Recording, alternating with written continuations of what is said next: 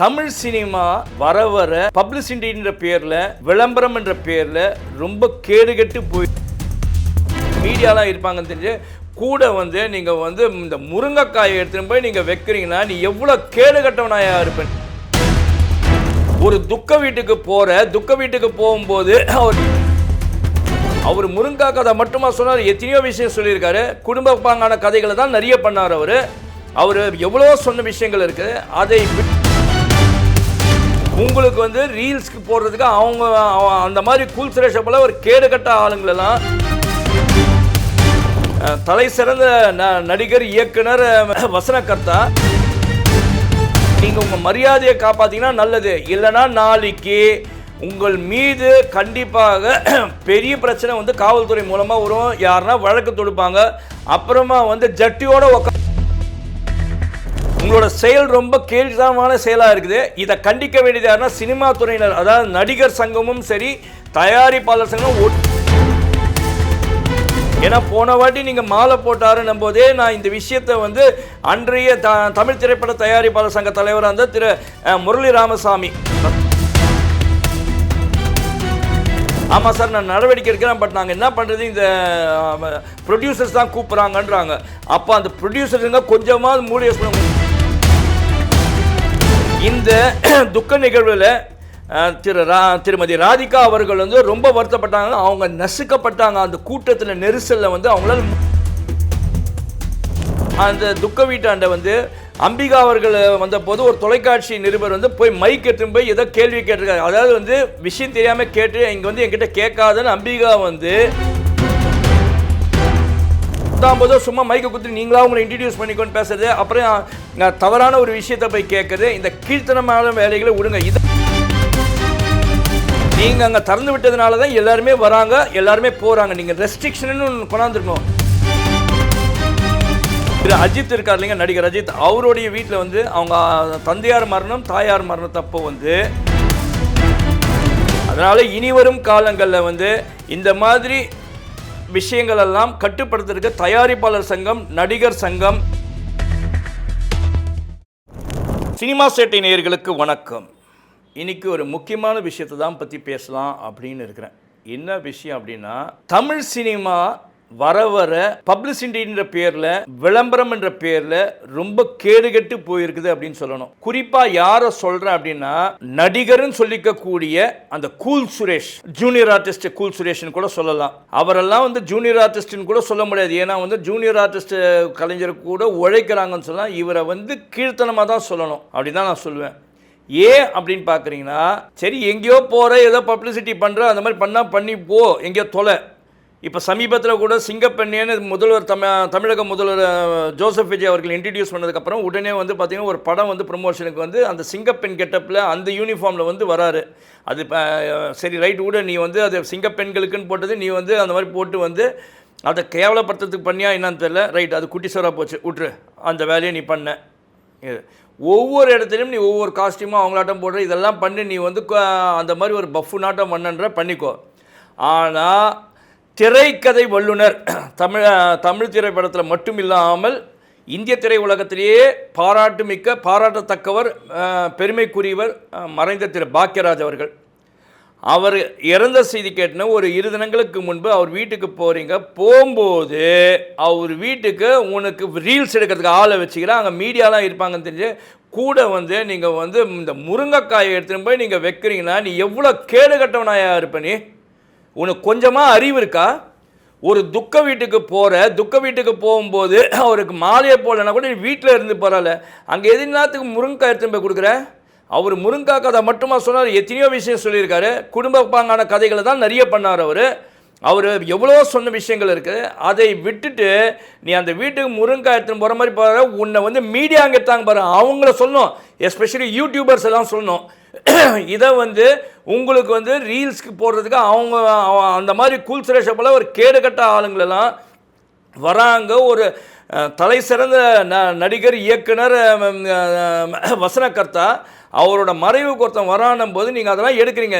Boycott பண்ணணும் இந்த மாதிரி கூல் சுரேஷ் போல ஆள். இன்னைக்கு மட்டும் நீங்கள் தப்பு செய்ய. இதுக்கு முன்னால் ஒரு சென்னை பிரசாத் லேபில் நடந்த ஒரு திரைப்பட நிகழ்ச்சியில் தொகுப்பாளினிக்கு வந்து மாலையை போட்டிங்க அவங்களோட அனுமதி இல்லாமல். அப்பயும் நாங்கள் வந்து உன்னை கழுவி தான் ஊற்றுனேன்.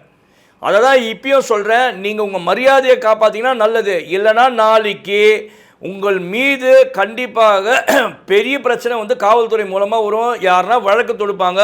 அப்புறமா வந்து ஜட்டியோடு உட்கார வைப்பாங்க உங்களை போலீஸ் ஸ்டேஷனில்.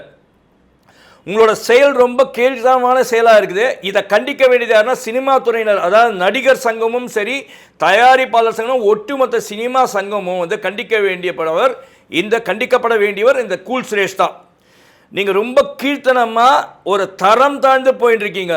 அதனால் இனி வரும் காலங்களையாவது ஒட்டுமொத்த திரைத்துறையினர் இவரை வந்து கண்டிச்சு வைங்க. இந்த மாதிரி செயல்லாம் செய்யாத மாதிரி பண்ணுங்க.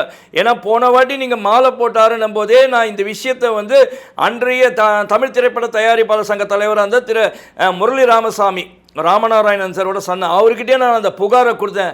ஆமாம் சார், நான் நடவடிக்கை எடுக்கிறேன், பட் நாங்கள் என்ன பண்ணுறது, இந்த ப்ரொடியூசர்ஸ் தான் கூப்பிட்றாங்கன்றாங்க.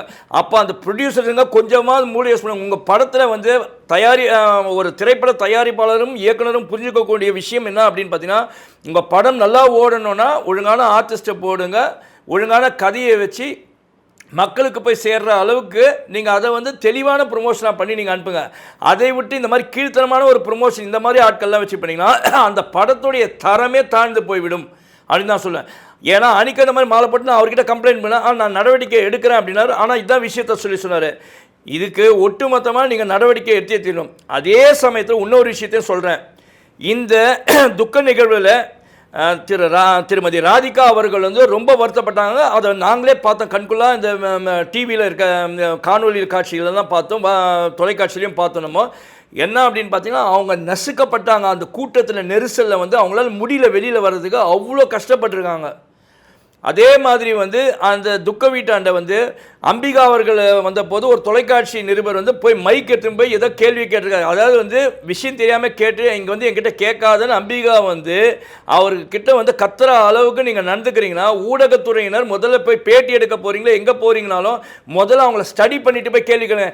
போதோ சும்மா மைக்கை கொடுத்து நீங்களா அவங்களை இன்ட்ரடியூஸ் பண்ணிக்கொண்டு பேசுறது, அப்புறம் தவறான ஒரு விஷயத்தை போய் கேட்குறது, இந்த கீழ்த்தனமான வேலைகளை விடுங்க. இதை வந்து அந்த தொலைக்காட்சி நிறுவனத்துடைய எடிட்டரோ இல்லை ஒவ்வொரு யூடியூப் சேனல் அவங்க கொஞ்சம் சென்ஸை யூஸ் பண்ணி கேள்விகளை கேளுங்க. இந்த மாதிரி ஒருவர் செய்கிற தப்பு ஒட்டுமொத்த ஊடகத்தையுமே பாதிக்குது அப்படின்றதான் சொல்லுவோம். அதுக்கப்புறமா பார்த்தீங்கன்னா சுஹாசினி வந்து கத்துறாங்க. ஏன் கத்துறாங்க சுஹாசினி? நீங்கள் எல்லாம் அங்கே போய் அந்த மாதிரி மைக்கு நீட்டுது. சரி, இவ்வளோ மைக்கு ஏன் நீட்டுறீங்க அப்படின்னா வந்து நீங்கள் அங்கே திறந்து விட்டதுனால தான் எல்லாருமே வராங்க, எல்லாருமே போகிறாங்க. நீங்கள் ரெஸ்ட்ரிக்ஷன்னு ஒன்று கொண்டாந்துருக்கணும். நீங்கள் அது கொண்டாடல. யார் அப்படின்னு சொன்னால், இப்போ அந்த துக்க நிகழ்வு நடந்தது யார் வீட்டில்? மறைந்த திரு பாக்கியராஜ் வீட்டில். அப்போ அவங்க சைட்லேருந்து ஒரு ஸ்டேட்மெண்ட்டு, எங்கள் வீட்டில் வந்து இந்த மாதிரி வீடியோ கவரேஜஸில் எந்த மீடியாவும் தேவையில்லை அப்படின்னு சொல்லி. ஏன்னா திரு அஜித் இருக்கார் இல்லைங்க, நடிகர் அஜித், அவருடைய வீட்டில் வந்து அவங்க தந்தையார் மரணம் தாயார் மரணத்தப்போ வந்து இதே தான் வந்துச்சு. அவர் ஃபஸ்ட்டே வந்து அவங்க பிஆர்ஓ மூலமாக வந்து எங்களுக்கு ப்ரைவசி கொடுத்துருங்க, வீட்டில் யாரும் டிஸ்டர்ப் பண்ணாதீங்க மீடியாலான்னு வந்து தெளிவாக சொல்லிட்டாரு.